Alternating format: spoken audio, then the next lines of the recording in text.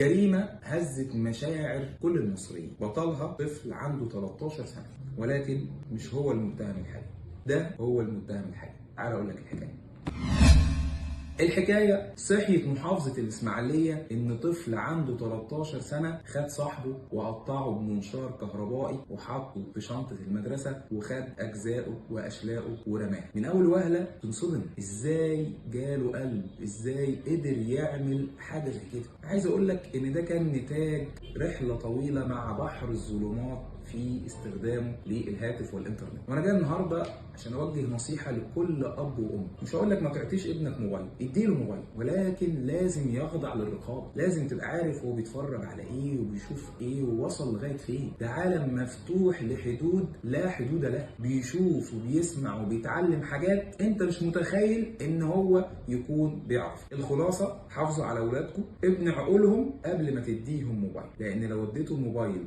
من غير ما تحمي عقله هتكون النتيجه زي ما احنا شايفين دلوقتي.